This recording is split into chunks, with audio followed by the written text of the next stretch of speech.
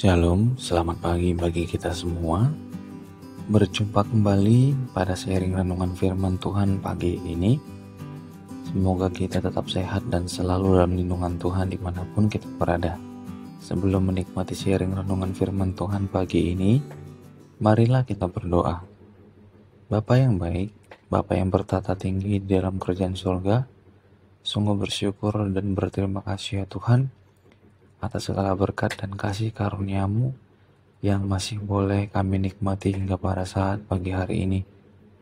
Ya Bapa, sebelum melakukan segala aktivitas kami hari ini, sebentar kami mau membaca dan merenungkan firman-Mu.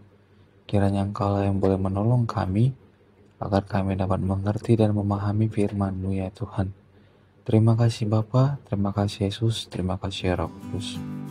Amin. Renungan firman Tuhan hari ini terambil dari Lukas pasalnya yang kedua ayatnya yang ke-7. Begini firman Tuhan, dan ia melahirkan seorang anak laki-laki, anaknya yang sulung, lalu dibungkusnya dengan lampin dan dibaringkannya di dalam palungan, karena tidak ada tempat bagi mereka di rumah penginapan. Amin. Bayangkan Maria dan Yusuf bersiap-siap menjadi orang tua. Mereka mungkin menanyakan banyak pertanyaan yang sama, seperti yang ditanyakan oleh calon orang tua saat ini. Apakah bayinya sehat? Siapkah kita merawat anak ini?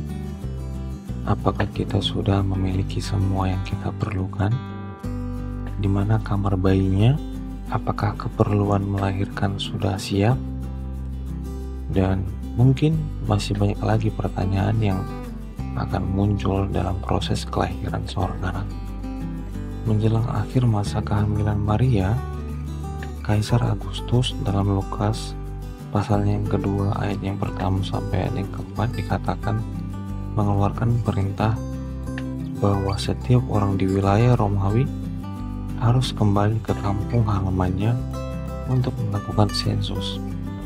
Artinya, Maria dan Yusuf harus meninggalkan rumah mereka yang ada di Nazaret untuk menempuh perjalanan 4 hari ke Bethlehem, kota Daud, yang merupakan nenek moyang Yusuf. Karena kegiatan sensus sedang dilakukan, maka penginapan di Bethlehem penuh dengan orang-orang yang pulang kampung. Lalu, ketika saatnya pun tiba untuk bersalin, Maria melahirkan Yesus di satu-satunya tempat yang tersedia bagi mereka, yaitu sebuah kandang. Mereka menempatkannya di palungan, tempat makan ternak, karena hanya itulah yang tersedia bagi mereka saat itu. Tentunya, ini bukanlah kelahiran yang direncanakan Maria untuk anak sulungnya. Namun, itulah yang telah Tuhan tetapkan.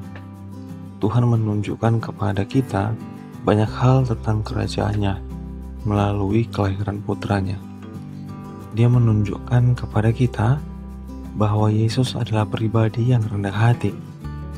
Yesus dilahirkan di kandang dan ditempatkan dalam palungan. Dia adalah Raja Pencipta segalanya, namun memiliki permulaan yang sederhana. Dia menunjukkan kepada kita bahwa kerajaan Allah dapat ditemui. Raja ini tidak tinggal di dalam istana atau rumah yang besar, terpisah dari rakyatnya dan dikelilingi kemewahan. Malah sebaliknya, yaitu dia lahir di sebuah kandang dan para gembala dan orang bijak bisa datang mengunjunginya. Dia menunjukkan kepada kita bahwa kita dapat mempercayai kisahnya. Maria mempercayai kisah Tuhan, Yusuf mempercayai kisah Tuhan.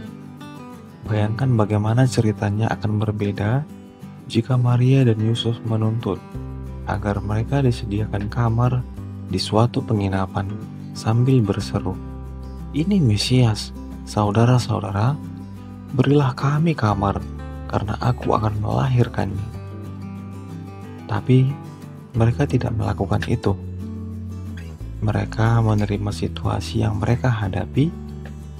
Mereka mempercayai kisah Tuhan, meski betapapun aneh atau tidak menyenangkannya situasi tersebut.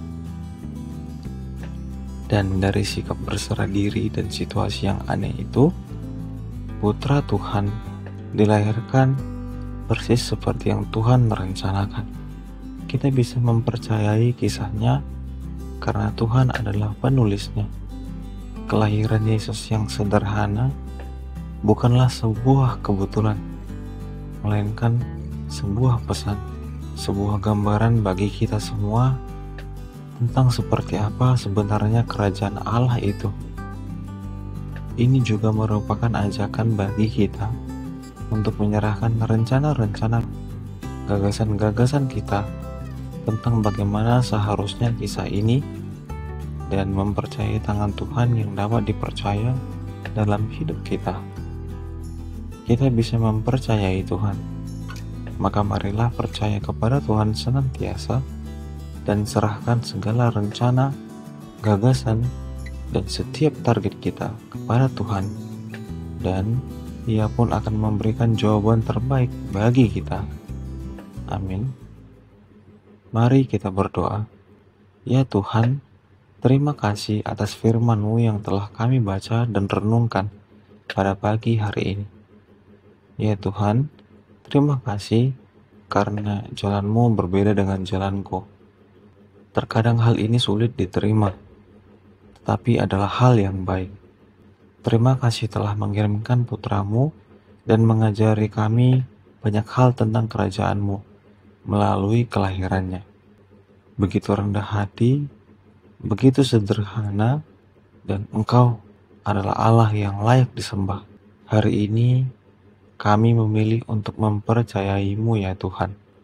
Terima kasih ya Tuhan, berkatilah segala aktivitas dan pekerjaan kami hari ini, dan biarlah kami selalu dapat menyenangkan hati-Mu, hanya di dalam nama anak-Mu Yesus Kristus, Tuhan dan Juru Selamat kami yang hidup. Kami telah berdoa dan mengucapkan syukur.